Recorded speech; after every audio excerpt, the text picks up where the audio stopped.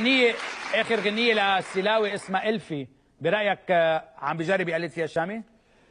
لك هي فكرة قلبة اللحن. يعني هلا بيعطيك مثال بيا ليل ويا العين انا كنت عم غني كافرو يا ضي القمر عودي كلها افرو، لحد ما بيجي يا ليل ويا العين كمان نصها افرو، بعدين بتقلب قفتي او اوكي. فهي القلبة اللي صارت هي ما كان حدا عاملها من قبل، هلا عم بيعملوها. هي موجودة القلبات بس أوكي. مش من افرو اللي هو كثير غربي لبلدي.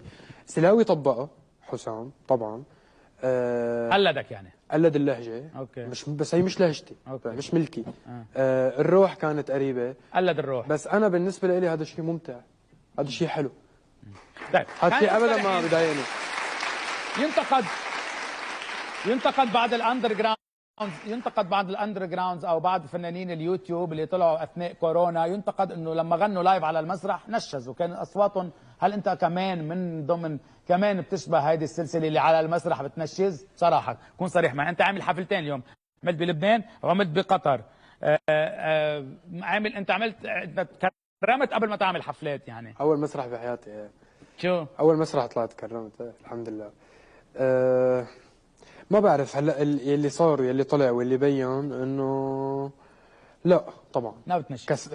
كسرتها لهي اللي كانت عم ينحكى عنها، والجيل الجديد كلياته ضعيف مسرحيا وكان انه هذا الجيل الجديد قوي بالاستوديو قوي على يوتيوب. كسبنا كل شيء